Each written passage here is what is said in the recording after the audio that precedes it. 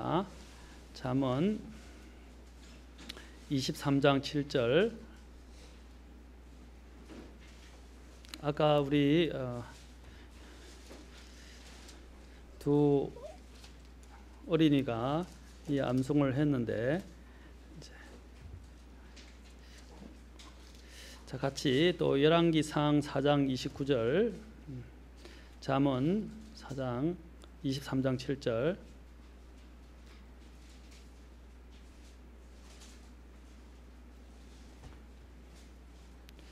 자, 다 찾았으면 우리 잠언부터 같이 읽도록 하되, 이제 잠언 앞부분만 읽겠습니다.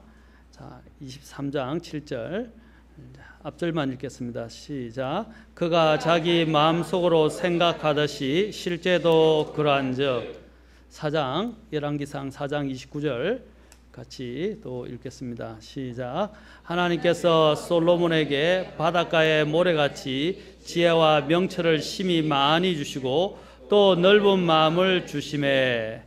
기도하겠습니다. 하나님, 오늘 이 시간도 또 저희들에게 우리가 어떤 마음을 가져야 하는지 주님 깨워주시고, 또 이 말씀을 새기고 간직하고 또 이 말씀에 의거하여 또 살아갈 수 있도록 도와주십시오. 성령께서 저의 연약함과 부족함을 다 감추시고 오직 주님이 원하시는 뜻대로 저를 통해서 말씀하시고 또 선언해 주시고 선포해 주시옵소서. 주님, 이 모든 것들을 주님께 또 올려드리고 주님이 모든 영광을 받아주시기를 원하며 예수님의 귀한 존함을 받도록 기도합나이다. 아멘. 자, 앉으시겠습니다. 제가 지난 시간에 쭉 연수께서 어떤 마음을 가져야 하는가와 관련해서 처음에는 새로워진 마음을 가져야 된다. 그리스도인이 되고 난다면 생각이 싹 바뀌어야 된다고 그랬습니다. 이전에 믿기 전에 또 구원받기 전에 변화받기 전에 갖고 있던 체질을 싹 개선을 해야 돼요. 바꿔야 됩니다. 생각부터 바꿔야 됩니다. 두 번째로는 그리스도의 마음을 가져야 한다 그랬습니다. 그리스도의 마음은 바로 영혼을 불쌍히 여기고 자기 자신을 낮추시고 또 자기 자신을 기꺼이 희생하신 그 주님의 또한 마음입니다. 또 다른 사람들을 위해서 자기 자신을 기꺼이 낮춘다는 것은 사실 쉬운 일이 아닙니다. 오늘 가장 하기 어려운 단어들이 미안하다, 내가 잘못했다 하는 말이라고 하더라고요. 그런 말들을 정말 하기가 쉽다고 생각되는데 사실 실제적인 면에서 갈등 관계를 일으키면 쉽지 않다고 합니다. 그래서 이 주님의 이러한 마음, 자기 자신을 완전히 내려놓는 것, 또 다른 사람, 그것도 자신을 대적하던 사람을 위하여 그런 모든 마음을 내려놓고 그를 위해서 기꺼이 자기 자신을 목숨까지 내어주는 그 마음은 정말로 놀라운 마음입니다. 우리가 그래서 그 그리스도의 마음을 가져야 되고, 세 번째는 지혜의 마음을 가져야 한다고 했습니다. 지혜의 마음. 자, 그리고 지혜에서 끝이지 않고, 지혜는 뭐라고 그랬습니까? 제가 지혜를 뭐라고 정했죠? 하나님이 주신 그 지식의 말씀을 이 삶에 응용하고 적용할 수 있는 능력이라고 말씀드렸습니다. 그래서 지혜는 지식이 아니에요. 지식보다 더 중요한 것이 지혜입니다. 그렇죠? 하나를 알아도 하나를 깨달아서 그것을 응용하고 그것을 삶에 적용할 수 있고 할 수 있는 그 능력, 그것이 우리에게 필요한데 그 지혜는 하나님만이 주실 수 있습니다. 네 번째는 제가 이제 깨닫는 마음을 가져야 한다라고 말씀드렸습니다. 깨닫는 마음. 솔로몬이 오늘 이 본문에 보면 3장에 오늘 4장을 읽었는데 3장의 배경에 보면 솔로몬이 구했던 것이 무엇이었습니까? 그가 바로 깨닫는 마음을 달라고 그랬어요. 지혜도 달라고 하지 않았습니다. 깨닫는 마음을 달라고 했어요. 왜 깨닫는 마음을 달라고 했습니까?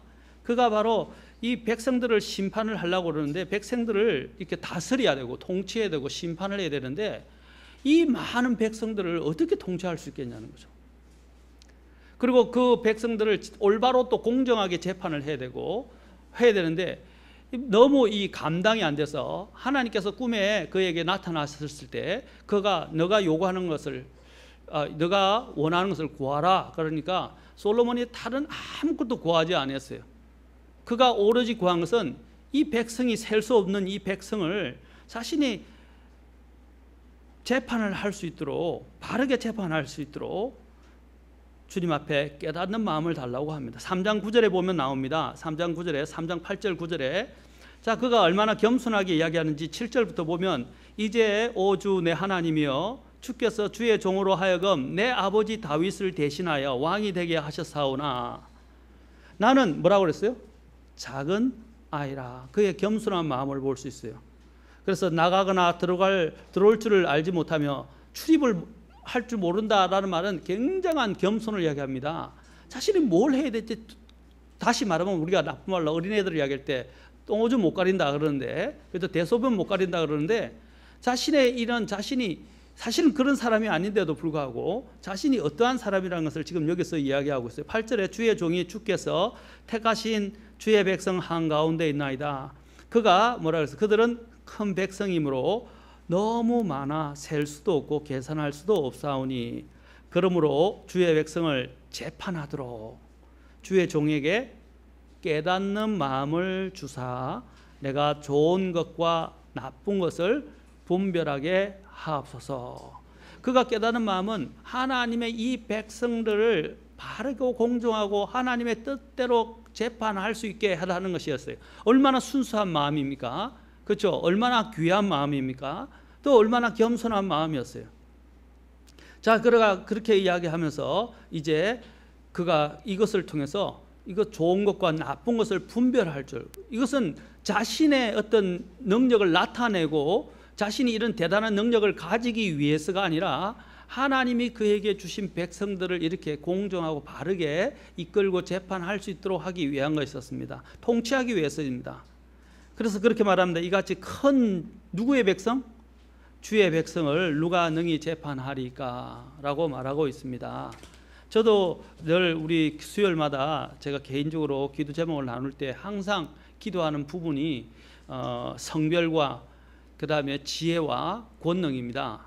이제 사람의 권능이 아니라 지혜도 사람의 지혜가 아니라 하나님의 이 지혜로 목회를 할 수 있도록 또 하나님 앞에서 구별된 삶을 살 수 있도록 이 성별, 지혜, 권능을 위해서 항상 기도합니다.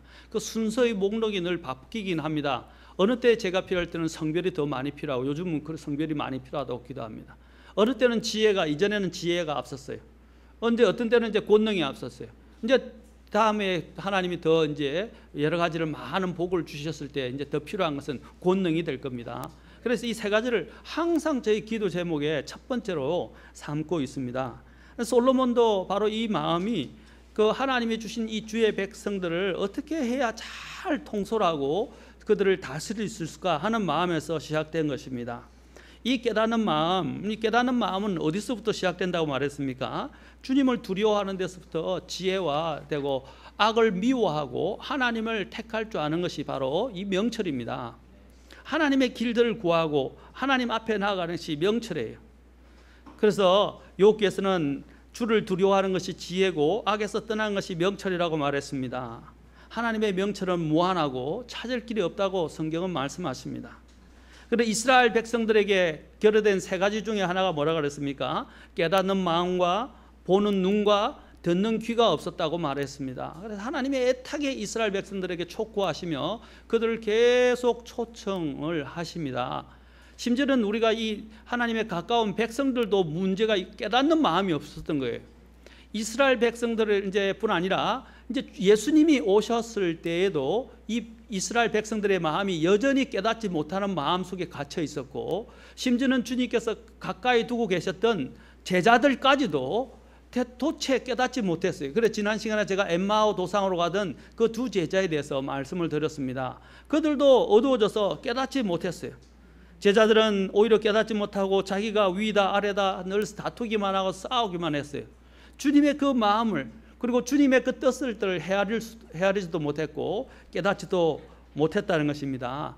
세상에 들을 마음이 있어야 사실 이야기를 해주지, 들을 마음이 없으면 안 되는 거예요. 이스라엘 백성도 문제가 뭐냐면 들으려고를 하지 않았어요. 제자들도 마찬가지예요. 주님 가까이 있었지만 그들은 자신들의 욕심과 자신들이 원하는 것만 자꾸 찾아갔지 하나님 주님이 말씀하신 것에 주의를 기울이고 들으려고 하지 않았어요. 들으려는 마음이 없으니까 깨닫지를 못하는 거예요. 그러니까 나중에는 주님 십자가 앞에서 주님께서 십자가에 달려 돌아가실 때는 다 도망쳐 버렸던 것입니다. 다 도망가 버렸던 거예요. 제일 중요한 게 뭡니까? 들으려는 마음을 가지셔야 됩니다. 저는 이렇게 말씀드리고 싶어요. 저도 제게 자주 적용하려고 합니다. 심지어는 저의 인생에도 안 좋은 일들이 일어납니다. 심지어는 바르게 하는데도 오해를 받기도 하고요. 또 다른 사람들에 의해서 또 이상한 말들을 듣기도 합니다. 정말 마음이 아프고 해명하고 싶고 따지고 싶고 그런 일들이 많아요. 심지어는 또 교회에 있다 보면 성도들에게서 제 순수한 의도들이나 또 제가 하고자 하는 이런 부분들이 또 의심을 받거나 또 어떤 때는 의도가 곡해되어지기도 하고 또 잘못 전달되어지기도 합니다. 그때는 정말 마음이 아파요. 의도가 그렇지 않은데 근데 그걸 일일이 다 찾아가서 다 뭐 매사마다 해명할 수도 없어요. 그렇죠.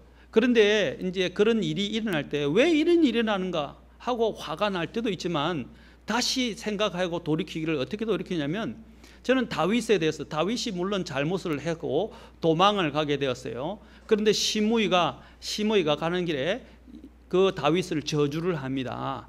그때 다윗을 저주를 하는 그 시므이를 자신의 신하들이 죽이려고 했지만 어떻게 했어요? 다윗이 그만두어라 라고 말하면서 뭐라고 말했냐면 하나님께서 그에게 그것을 통해서 말씀하게 하셨다고 듣는 거예요. 그러니까 다윗의 길은 뭐냐면 그를 보복하고 죽이려는 마음보다도 어떻게 했습니까? 그것을 통해서도 하나님이 말씀하신다라고 생각하고 그 시므의 저주조차도 하나님의 음성으로 받아들였다는, 겸손하게 받아들였다는 거예요. 이것이 다윗의 마음이 높아졌던 마음이 다윗이 낮춰지니까 모든 것들 심지어는 이런 상황을 통해서 그에게 다가오는 이런 악한 일에 대해서도 어떻게 됐습니까? 하나님이 자신에게 주시는 목소리로 듣고자 했다는 것입니다. 다윗도 그 이야기를 들었을 때 화가 났을 거예요. 죽이고 싶었을 거예요. 결국에는 시므이가 그가 이제 다윗이 얘기를 한 대로 그가 나중에 솔로몬에서 죽임을 당합니다. 그렇죠? 그 긍휼을 베풀어주고 하나님의 손에 맡겼단 말입니다. 다윗을 대적하는 많은 사람들이 있지만 다윗은 자신의 손으로 그걸 해결하려고 하지 않았어요. 다윗의 삶을 보면 자신의 손으로 해결보다는 하나님의 손에 맡기셨어요. 그래서 하나님께서 공정하게 이 모든 일들을 처리하시는 것을 다윗은 경험을 했습니다. 나중에 자신이 처리하지 못한 문제를 솔로몬의 시대에 가서 솔로몬을 통해서 또 하나님은 다 그 사람들을 제거하십니다. 저도 그렇게 살면서 여러 가지 어려운 일이 올 때마다 힘들고 어떤 때는 화나고 어떤 때는 정말로 가서 따지고 싶고 해명하고 싶고 이야기해 주고 또 이유를 설명해 주고 싶을 때가 많이 있어요. 그런데 뭐 그런다고 해서 그런 경우도 있어요. 내가 갖고 있는 정당한 이유를 다 설명한다고 그 사람이 다 이해하거나 받아주지는 않더라고요. 어떤 때는 침묵을 지키고 주님 앞에 호소하고 주님께 맡겨서 주님이 나중에 계산하게 하시는 거예요. 내가 할 수 없는 일들이 있어요. 심지어는 내가 아무리 아니라고 해도요, 맞다고 그러면 어떻게 해요? 양심을 다해서 하나님 앞에 그러는데도 맞다고 그러는 사람도 있어요. 기가 막힐 노릇이죠. 그거 어떻게 해요? 내가 뭐 멱살을 잡고 죽일 수가 있겠어요. 그렇죠? 두드러 팰 수가 있겠어요. 목회자 그러면 안 되잖아요. 또 그리스도인도 그러면 안 되잖아요. 그렇죠? 얼마 전에 또 뭐 이 국회의장의 발언 문제 때문에 뭐라는 의원이 나서서 심지어는 아무 잘못도 없는 경원에 멱살을 붙들었던 문제로 인해서 나중에 고소 고발하겠다, 뭐 전 경찰청장이 고소하겠다고까지 이야기가 났는데 엉뚱한 사람을 때려잡고 화를 내고 그렇게 하는 경우가 있어요. 그렇죠? 자신들이 옛날에 했던 것은 기억하지 않고, 그렇죠? 이제는 명분을 가지고 대통령도 정치적 발언을 하는데 뭐 국회의장이라고 정치적 발언을 하면 안 되는 건가요? 이제 제가 정치를 말하려고 그런 게 아닙니다. 사람들이 자기가 하면 괜찮고요, 다른 사람이 하면 안 되는 거예요. 근데 우리는 그런 못된 마음들을 갖고 있어요. 그런데 이런 것들을 일일이 다 규명하고 이것을 내 손으로 해결하려면 안 돼요. 법이 있잖아요. 경찰관들도 그렇대요. 이 범죄인 중에 악한 범죄자들이 있어요. 아주 또 교묘하고 악한 범죄자인데 그를 잡으면 실컷 패주고 어떤 때는 죽이고 싶어요. 미국에서는 그것이 너무 심해서 총으로 쏴 죽이잖아요. 그죠? 어떤 때는 아무 무기도 없는데도 그냥 총으로 쏴 죽이는 경우가 있어요. 근데 경찰관의 공정한 경찰관은 어떻게 합니까? 내가 심판자가 아니기 때문에 그걸 어떻게 해요?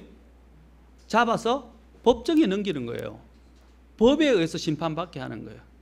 그 법에 의해서 심판받도록 그것을 지켜보고 그 못된 놈을 지켜보는 것은 참 쉬운 일이 아닐 겁니다. 그렇죠?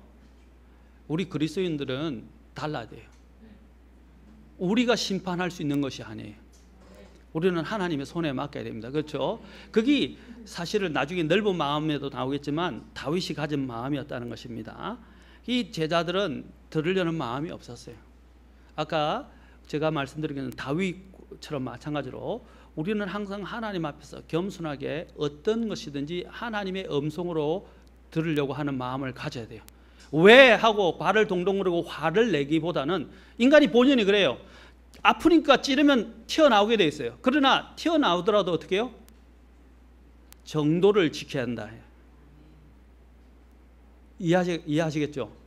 인간은 아프면 아프다고 이야기할 수밖에 없어요. 그러나 그 아픈 거라도 아프다고 다른 사람한테 그 아픈 것들을 안갚음하고 그 사람한테 대들고 그 사람을 폭력으로 행사한다든지, 그렇죠?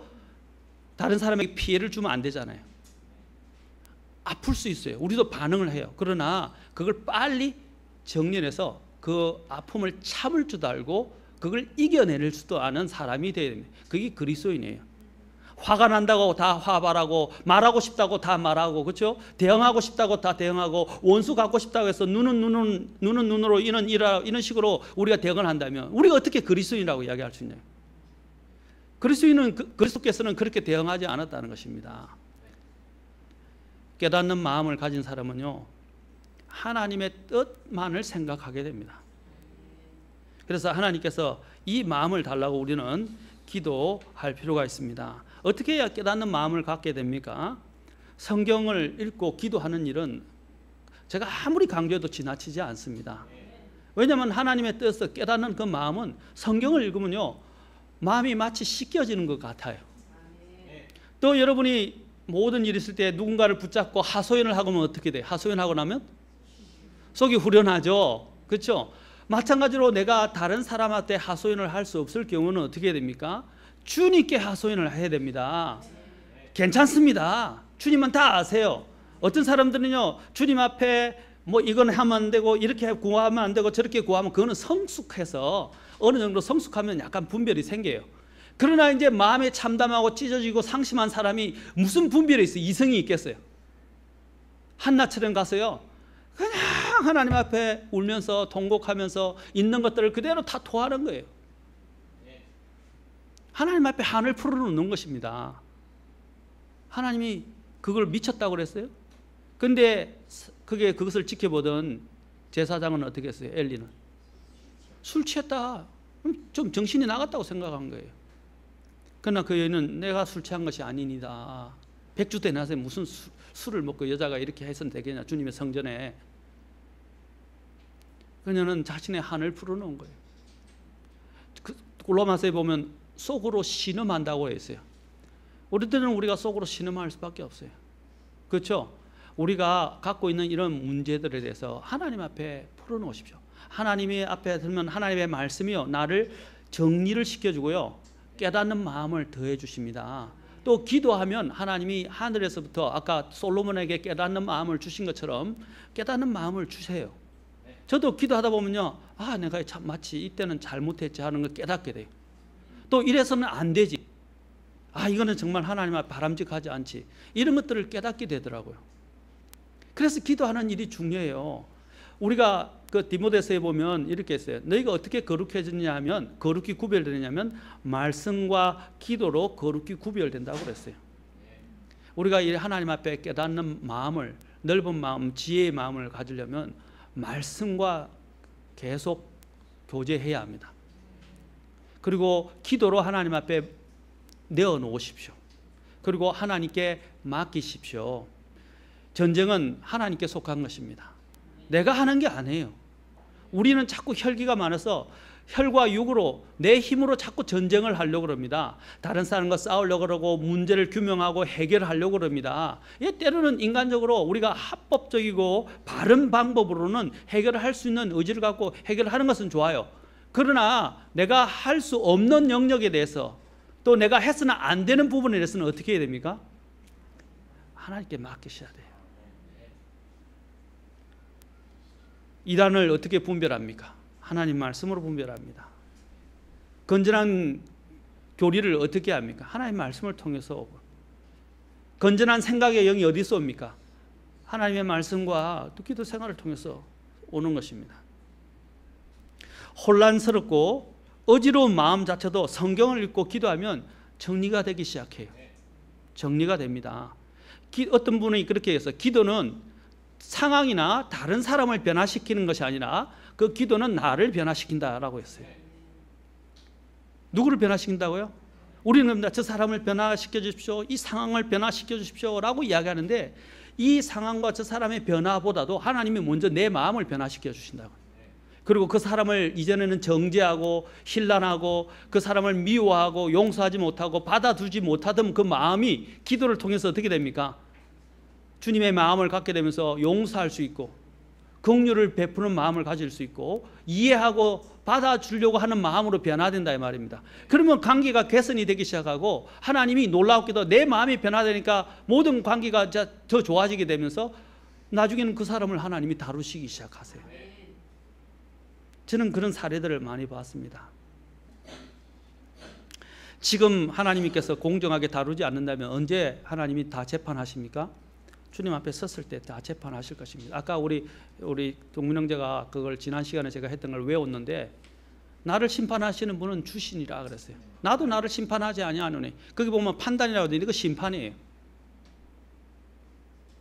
나를 공정하게 나중에 재판하고 판단하시고 심판하시는 분은 주님이십니다. 나도 나 자신을 판단하지 않는다 그랬어요. 나도 나를 잘 몰라요. 우리는 성경을 읽으면 하나님의 마음과 뜻을 알 수 있습니다. 깨달을 수 있습니다. 우리는 이제 여기서 더 거쳐서는 안 됩니다. 이제 주님 앞에 이 깨닫는 마음을 가지고 주님 앞에 갈 수 있도록 해야 됩니다. 먼저 한 번 더 이거와 관련해서 조금 더 생각할 것은, 세상에는 참으로 깨닫는 사람이 너무 적다는 것입니다. 정말 깨닫는 자가 없다고 주님은 말씀하셨습니다. 시편을 인용하시면서 로마서 3장 10절과 12절에서 말씀하십니다. 깨닫는 자도 없다, 하나님을 찾는 자도 없다고 그랬습니다. 심지어는 많은 사람들이 하나님의 은혜를 잊어버리고 삽니다. 이것을 깨닫는 마음도 중요합니다. 이사야서 우리가 잠깐 한번 가서 봅시다. 이사야서 1장 2절부터 4절 보십시오.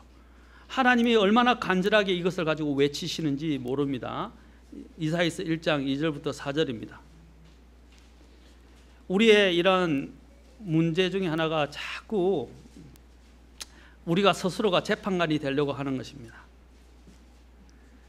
우리는 우리 앞에 하나님 앞에서 우리가 어떤 존재인지를 깨닫는 것이 필요합니다. 이사야서 1장 2절부터 4절까지 한번 봅시다. 시작. 오 하늘들이여 들으라, 오 땅이여 귀를 기울이라. 주께서 말씀하시기를 내가 자식들을 먹이고 키웠거늘 그들이 나를 거역하였도다. 소도 자기 주인을 알며 나귀도 자기 주인의 구유를 알건만은 이스라엘은 알지 못하며 내 백성은 깊이 생각하지 못하는도다 하셨도다. 아 죄 많은 민족이요 불법을 짊어진 백성이요 악을 행하는 자들의 씨요 부패시키는 자식들이로다. 그들이 주를 버리고 이스라엘의 거룩하신 이의 분노를 일으키며 뒤로 갔도다. 주님이 지금 뭘 말합니까? 소와 나귀도 자기 주인을 알고 하는데 이 백성은 깨닫지 못한다라는 거예요. 이 백성은 정말 깨닫지. 소도 자기 주인을 알고, 그렇죠? 주인을 배반하지 않는다 거예요. 제가 전에도 말씀드렸죠. 우리 여동생이 개를 키우는데 개를 너무 좋아해요. 개 때문에 집안에 싸움까지 일어나는 경우도 있어요. 크게 일어났었어요. 그런데 그 말은 일리가 있어요. 그렇다고 하지만 아무리 일리가 있어도 그게 사람보다 중요하겠어요? 그런데 그런 말을 해요. 자식도 필요 없다는 거예요. 자식도 키워도 말을 안 듣는다는 거죠. 근데 걔는요, 해줄 만큼 말 잘 듣는데요. 말을 잘 듣는데요. 그 아들보다 걔를 더 총애해요. 근데 저는 물론 그 마음은 이해를 합니다. 이해는 하지만 잘못됐다는 거죠. 우선순위가 잘못됐다는 거죠. 걔는 짐승에 불과해요. 사람하고 비교할 수가 없어요. 근데 그 하는 말은 옳아요. 걔는 주인을 안다는 거예요. 대우해 준 만큼 순종하고 잘 따르고 귀여움을 뜬다는 거예요. 근데 사람은, 자식들은 말을 안 들어먹는다는 거예요. 지금 주님이 여기 하시는 말씀이 그래요. 소도 개도 깨닫는데 너가 사람인데 왜 깨닫지 못하느냐. 아까 그랬죠. 존귀한 가운데 지나도 존귀한 가운데 거하는 사람이라도 어떻게 해요? 깨닫지 못하면 멸망하는 짐승과 같다고 이야기했어요. 시편에서 깨닫지 못하는 사람은 아무리 존귀한 가운데 거해도 멸망하는 짐승과 같다는 것입니다. 주님은 우리가 깨닫는 마음을 갖기를 원하십니다. 주님의 뜻을 깨닫고 또 주님이 우리에게 주신 것들을, 길을 깨닫고 주님의 그 마음을 가지고 걸어갈 수 있는 여유로운 마음을 가지기를 원하십니다. 주님이 또한 우리에게 원하시는 마음은 통회하고 회개하는 마음입니다. 통회하고 회개하는 마음. 시편 34편 18절에서는 이렇게 말씀하십니다. 주께서는 상한 마음을 가진 자들에게 가까이 계시며 통회하는 영을 가진 자들을 구원하시는도다. 상한 마음. 상한 마음은요, 마음이 가난해요. 그렇죠? 그 상한 마음, 하나님 앞에서 마음을 낮추고 자기 자신이 어떤 존재인 줄 알고 그런 마음을 가진 자를 주님은 가까이 두신다고 말씀하셨어요. 내가 알고 있다 생각하고 내가 본다라고 이야기하고 내가 대단하다고 생각하는 자들은 하나님이 함께 하시죠. 그런 사람은 교만한 사람들이에요. 하나님은 교만한 자를 대적하신다고 그러셨어요. 겸손한 자에게 은혜를 주신다고 말씀하십니다. 마음을 낮추셔야 돼요. 내가 왜 하나님의 은혜를 누리지 못하고 있을까? 한번 생각해 보세요. 은혜를 누리지 못하는 이유 중에 하나가 무엇입니까? 내 마음이 지금 뭔가 교만하고 높아져 있기 때문입니다. 내가 재판관이 되려고 할 때 하나님의 은혜를 주실 수 없어요. 하나님의 은혜는 정말로 달콤합니다. 베드로서는 너희가 하나님의 은혜로심을 맛보았다면 이라고 말하고 있어요. 하나님의 그 은혜의 맛을 한번 보세요. 여러분이 감칠고 정말 맛있는 맛을 보면 어때요? 생각나요, 안 나요? 그러면 다시 다시 먹고 싶어요? 먹고 싶죠? 저도 옛날 직장을 그만두고 결혼생활을 하면서 멀리 몇 시간 떨어져 있었는데 옛날 직장 그 근처에 정말 맛있게 하는 음식을 하는데 전주 콩나물 국밥이었어요. 콩나물밥이었어요. 직장을 그만두고 목회를 하고 있는데도 생각이 나는 거예요. 그래서 한 번은 하루 집사람 손을 잡고 그 신설동까지 갔었어요. 굉장히 멀어요. 근데 전에도 문 닫아버리더라고요. 그러니까 이렇게 맛있는 맛들이 간혹 생각나더라고요. 또 임신을 했으면 어떻게 해요? 갑자기 저거 먹고 싶다, 이거 먹고 싶다. 한 목사님 괴롭죠? 자꾸 그런 말을 하죠. 또 사러 갔더만은 그렇죠? 문을 닫았다는데 또 열심히 더 멀리 가 또 사왔더만은 또 보니까 이제는 안 먹고 싶다고 한대. 냄새 난다고 치우라고 그러고 그렇죠? 열심히 갔다 하는데 이 맛을 알면 사람들이 어떻게 해요? 그 맛을 자꾸 음미하고 그걸 원하게 됩니다. 마찬가지로 하나님의 은혜를 한번 여러분 맛을 경험해 보십시오. 그러면 하나님을 구할 수밖에 없어요. 그렇죠? 하나님은 어떤 사람에게 바로 겸손하고 마음이 상하고 통회하는 그 영에게 가까이 계시고 그에게 은혜를 주십니다. 시편 51편 17절에서 또 이렇게 말합니다. 하나님께서 구하시는 희생물은 상한 영이라 그랬습니다. 하나님이 구하시는 게 뭐라고요? 희생. 바로 상한 희생물은 상한 영이라 그랬어요. 어떤 번제물이나 많은 걸 갖고 오는 것을 하나님이 원하는 게 아니에요. 그걸 갖고 오자도 마음이 없으면 어떻게 해요? 이스라엘 백성들은요, 하나님 앞에 갖고 올 때 헌물을 좀 많이 갖고 왔어요. 드렸어요. 그런데 주님이 뭐라 했어요? 그것은 눈먼 것들이고, 그렇죠? 흠이 있는 것들이라고 그랬어요. 하나님이 말하는 것은 그 제물 자체, 그 희생물 자체가 눈이 멀고 절고 흠이 있는 것뿐 아니라 그들의 마음이 눈이 멀고 절고 흠이 있다고 말씀하시는 거예요. 그들의 마음이 깨어져. 그런 마음 상태로 갖고 오는 거예요. 주님이 이제 지겹다 그랬어요. 그런 거 갖고 오는 것조차 너희는 지겹다 그러셨어요. 실증 난다고 그러셨어요. 치우라는 거예요. 하나님이 원하시는 게 뭐라고요? 희생물을 가지고 오는 것보다 상한 영을 가지고 오시길 원합니다. 그러면서 이렇게 시편 기자는 말합니다. 오 하나님이여 상하고 통회하는 마음을 주께서 멸시하지 아니하시리이다. 우리가 어떤 마음으로 하나님 앞에 가야 되겠습니까? 또 이사야에서도 57장 15절에서 말합니다. 높고 높으며 영원에 거주하고 이름이 거룩함인 이가 말하노라. 나는 높고 거룩한 곳에 거하며 또한 통회하고 겸손한 영을 지닌 자와 함께 거하나니. 이런 영과 이런 자와 함께 거한다. 겸손한 자의 영을 소생시키며 통회하는 자들의 마음을 소생시키려 함이로다. 주님은 그러한 사람을 소생시키십니다. 그런 사람을 회복시키십니다. 또한 이사야서 66장 2절에서도 이렇게 말씀하십니다. 나는 이런 사람 곧 가난하고 통회하는 영을 가진 자 내 말에 뜨는 자를 보살피리라. 여기서 하나님의 말씀에 뜬다는 게 겸손한 거예요. 그렇지 않습니까? 왕이 말하는데, 그렇죠? 왕이 말하는데 예 배야 이렇게 하겠습니까? 옛날에는 어떻게 했어요? 왕 앞에 엎드려서 달달달달 뜨면서 배야 통촉해 주시옵소서. 그렇죠? 천부당 만부당 하나이다 이렇게 이야기하면서 이야기할 거 아닙니까? 그렇죠? 앞에서 왕 앞에 뜬다. 주님 앞에서도 주님의 말씀에 뜨는 사람, 곧 그것을 가난하고 통회하는 영을 가졌다고 말합니다. 그 사람을 주님께서는 보살피리라 라고 말씀하셨어요. 주님 앞에 우리는 낮은 마음을 가져야 합니다. 통회하고 항상 회개하는 마음으로, 상한 마음으로 주님 앞에 가야 됩니다. 주님은 그런 사람들을 회복시키시고 소생시켜 주십니다. 또 하나님은 더 나아가서 이제 어떤 마음, 넓은 마음을 가지기를 원하십니다. 열왕기상 아까 4장 29절로 가보세요. 우리 아이가 외웠는데 제일 뒤에 뭐라고 되어 있어요? 하나님께서 그가 깨닫는 마음을 구했을 때 덤으로 뭘 주셨다고 그랬죠? 지혜도 주시고 명철도 주시고 심지어는 더 넓은 마음을 주셨어요. 넓은 마음.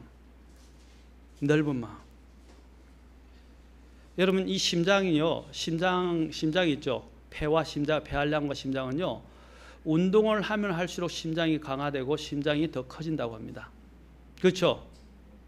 그래야 심장이 건강하게 돼요. 오래 살 수 있어요. 그래서 운동을 하는 거예요. 그렇죠? 마찬가지로 하나님은 우리 안에 있는 이런 넓은 마음이 주님에 의해서 훈련이 되어져서 저 넓은 마음을 가지기를 원하십니다. 사도 바울도 고린도 교회에 뭘 말씀하셨습니까? 너희가 좀 마음이 넓게 열리면 좋겠다라고 말했어요. 고린도후서 6장 11절에 오 고린도 사람들아 너희를 향하여 우리의 입이 열려 있고 우리의 마음이 넓게 열려 있나니 자 내가 내 자녀에게 하듯 말하노니 이제 너희도 같은 것을 보답하는 뜻으로 마음을 넓게 하라. 사도 바울 보세요. 고생을 무진장하고 그렇죠? 많은 핍박과 정말 어려움을 견디면서 그들에게 하나님의 말씀을 전해 주었어요. 심지어는 그가 그 고린도 교회로부터 물질적인 것을 당연히 받을 수 있는데도 불구하고 그렇죠? 받을 수 있는데도 불구하고 복음이 방해가 되고 그들이 오해를 할까 싶어서 어떻게 했냐면 그것을 내려놓고 그 권리를 받을 수 있었어요. 그 영적인 것을 뿌렸기 때문에 물질적인 것을 거둔 것은 그것은 당연한 것이에요. 그런데 영적인 것을 뿌렸는데 물질적인 것을 거둘려는데 이들이 너무 바다를 그것을 할 수 있는 마음의 준비가 안 되어 있어서 사도 바울이 어떻게 했어요? 텐트 메이크를 한 거예요. 자 이렇게 해서 돈 안 받겠다. 너희들한테서 오는 걸 사례도 하나도 안 받겠다. 안 줘도 된다. 내가 어느서 너희들이 돈을 받으려고 한 것이 아니다. 하면서 뭐냐면 사도 바울이 이렇게 이야기한 거예요. 그런데도 그들은 어떻게 해요? 사도 바울의 사도권을 의심하고요. 사도 바울의 능력을 의심하고요. 사도 바울의 외모를 보고 그를 업신여기고요. 계속 말들을 하는 거예요. 고린도 교회를 낳은 사람이 누구예요? 사도 바울이 죽을 고생을 하면서 그 고린도 교회를 탄생시켰어요. 그런데 그 죽을 고생을 하면서 고생을 해서 그 교회를 세우고 자기를 구령시켜준, 그리고 자기들에게 진리를 준 그 사도 바울을 그들은 힐난하고 비난하고 파당을 형성하고 오해하고 사도권을 의심하고 그랬어요. 그래서 사도 바울이 뭐라고 그럽니까? 우리의 입이 열려 있고 우리의 마음이 넓게 열려 있으니 너희도 내가 내 자녀에게 하듯, 자, 자녀에게 하듯, 고린도 교회는 사도 바울의 결실이었잖아요. 내 자녀에게 하듯 말하노니, 이제 말합니다. 너희도 같은 것을 보답하는 뜻으로. 이스라엘 백성들도 아까 그랬잖아요. 하나님이 그들을 얼마나 아끼셔주시고 특별하게 대우해 주셨습니까? 그런데 그들은 어떻게 해요? 오히려 보답하기보다는 배은망덕했어요. 반역했어요. 사도 바울도 말합니다. 고린도 교회에게 보답하는 뜻으로 마음을 넓게 하라. 마음을 넓게 하라. 제가 이전에 이 본문을 가지고 설교하면서 밴댕이 속에 대해서 이야기했습니다. 밴댕이 속. 제가 이제 인천에 가면 꼭 이 목사님이 성경 번역할 때 자주 밴댕이 회를 먹으러 가요. 참 맛있어요. 근데 밴댕이 회가 없어요. 참 속이 좁긴 좁더라고요. 좁긴 좁아요. 꺼낼 게 없대요. 또 성질이 못 돼가지고요. 그냥 성질이 진짜 못 됐어요. 그 속이 좁은 거예요. 그래서 우리가 속 좁은 사람을 밴댕이 속이라고 이야기하잖아요. 그렇죠? 사도 바울은 이 밴댕이 속을 가진 고린도 교회에게 마음을, 속 중심이, 자, 이렇게 말합니다. 고린도전서 또 6장에서 그가 이렇게, 너희는 우리 안에서 좁혀지지 않고 오직 너희 속 중심에서 좁혀졌느니라. 그러면서 너희가 같은 것을 보답하는 뜻으로 마음을 넓게 열라라고 말합니다. 자, 이 넓은 마음이라는 것은요, 무조건 좋은 게 좋은 것이다라는 식의 마음을 말하는 것이 아닙니다. 사도 바울은 고린도 교회가 자신에게 상처를 줬지만 그는 그들에 대하여 넓은 마음을 가졌어요. 거기서 오는 교회의 분열은 하나님의 뜻이 아니었기 때문에 그는 자기 자신을 내세우거나 자신의 권리를 주장하지 않고 오히려 교회를 통한 하나님의 뜻을 이루기 위해서 복음의 씨를 심었고 교회를 세우는 데 중점을 두었습니다. 그리고 그는 그들에게서 어떤 것이라도 받지 않으려고 했던 것입니다. 그것이 고린도후서 6장 3절에 나오는데, 이 사역이 비난을 받지 않게 하려고 우리가 어떤 일에서 실족거리를 주지 아니하며 오직 모든 일에서 우리 자신을 하나님의 사역자로 입증하되 많은 인내와 고난과 궁핍과 공경과 라고 말하고 있습니다. 사도 바울이 어떤 심정으로 사역했습니까? 그들은 속이 좁았지만 넓은 마음으로 했어요. 그리스도인들은요, 다른 사람이 이렇게 대한다고 나도 그렇게 대한다, 그거는 그리스도의 마음이 아니에요. 넓은 마음은 어떻습니까? 비록 그 사람이 나를 악하게 대할지라도 선으로 대하는 거예요. 제가 전에도 말씀드렸죠. 요셉이 자기에게 행했던 그 형들의 괘씸한 그 모든 짓거리들에 대해서 어떻게 했습니까? 하나님께서 이미 계획하셨고, 그렇죠? 악을 선으로 바꾸셔서 이스라엘을 구원하게 하시려고, 그렇죠? 자기를 미리 앞서 보내셨다는 그 계획을 깨닫게 된 거예요. 그러면서 그가 배운 게 뭡니까? 로마서에서 말하자, 악을 악으로 갚지 말고 선으로 악을 갚아라. 보복하는 것이 누가 있다고요? 원수가 하나님이 하시는 일이다 그랬어요. 그래서 악에게 지지 말고 선으로 악을 이기라. 그래서 사도 바울이 결론을 내는 부분이에요. 우리는 넓은 마음을 가져야 돼요. 다른 사람이 한다고 해서 나도 그렇게 하는 것은, 그것은 그리스도의 마음이 아닙니다. 주님은 우리가 넓은 마음을 갖기를 원해요. 다른 사람을 위해서 긍휼을 베풀 줄 알고, 인내하고 오래 참을 줄 알고, 품을 줄 아는 마음. 아까도 말씀드렸죠. 인간이기 때문에요, 어느 순간에, 그 순간에는요, 아프면 아프다고 반응을 할 수밖에 없고, 화가 나면 화가 나올 수밖에 없어요. 그러나 그 화를 다스리고 화를 참을 줄 알고 인내하고 기다릴 줄 알고, 그렇죠? 그리고 하나님께 맡기는 데까지 나아가는 그런 사람이 하나님 되기를 원하는 거예요. 육신적인 사람과 본능적인 사람은 그냥 자기가 반응이 오는 대로 반응하는 거예요. 그러나 그리스도인들은 이제 하나님의 성품을 가지고 있고 하나님에 의해서 태어난 사람들은 자신에게 오는 대로 다 갚는 게 아니에요. 그걸 통제할 줄 아는 영, 그게 성숙한 영이에요. 참 쉬운 일이 아닙니다. 저도 저희 특히 자녀들이 이렇게 할 때 화부터 먼저 날려고 그래요. 그렇죠? 그런데 오늘도 우리 성경 공부를 하면서 말했지만 자녀는 나의 상속물이 나의 물건이 아니에요. 주의 상속이라고 하셨어요. 주의 유산이라고요. 주님께서 나에게 맡겨놓으셔야 돼요. 그 인격체를 나에게 맡겨놓으신 거예요. 물론 내가 할 수 있는 부분도 부모로서 다스리기는 하지만 항상 제가 의식을 가져야 하는 것은 주님께서 나에게 잠시 맡겨놓으신 가장 소중한 인격적인 유산이라는 거죠. 그 유산을 내가 관리를 잘해서 나중에 누구에게 드려야 됩니까? 다시 주인이신 하나님께 돌려드려야 될 책임이 있다는 겁니다. 그걸 생각하면 어떻게 해요? 화가 나더라도 어떻게 해요? 가라앉히게 돼요. 그러면 안 되지. 또 자녀를 사랑해서도 마찬가지지만 주님을 생각해서 어떤 때는 감정이요 사랑을 앞서가더라고요. 그렇죠? 사랑하는데도 감정적이 되기 쉬워요. 그런데 이제 우리가 뭘 생각하냐면 주님을 생각하면 이 마음을 다스릴 수가 있어요. 그렇죠? 우리는 넓은 마음을 가져야 합니다. 주님은 이 마음을 가지기를 원하십니다. 7번째로 우리는 순수한 마음을 가져야 됩니다.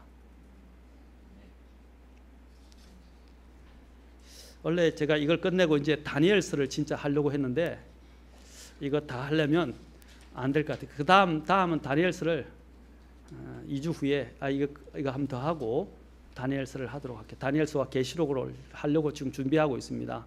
그래서 이제 다니엘서를 해야 되는데 아직 못 하고 있어서 왜 다니엘서를 하려고 그러냐면 이제 정말 주님 오실 때가 다 됐어요.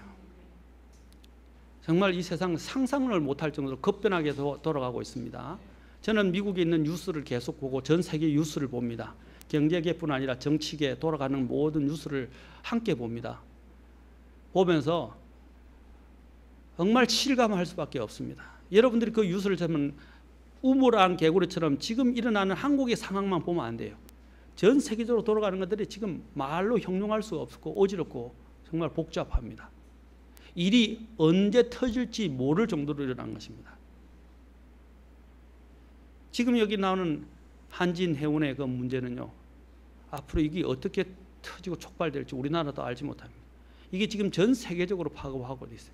그런데 그것뿐입니까? 브렉시트부터 시작해서 이제 일어나는 독일의 문제, 독일과 러시아에서는 지금 어떻게 했냐면 독일과 러시아에서는 지금 자신들의 국민들에게 식량을 준비하라고 그랬어요. 식량을 비축하라고 그랬어요. 영국도 마찬가지입니다. 지금 미국에서도 마찬가지입니다. 식량을 몇 주 동안 또는 몇 달 동안 먹을 식량을 비축하라. 물하고 식량하고 그 다음에 전기하고. 지금 사태가 언제 어떤 식으로 촉발될지를 모르기 때문에 그 정부, 유럽 정부들이 그렇게 지금 하고 있어요. 많은 국가들이. 우리나라는 당파 싸움 때문에 눈이 멀어서 아무것도 못 봐요. 당파 싸움 때문에 나라가 망했는데 계속해서 당파 싸움을 하고 있어요. 이념 싸움.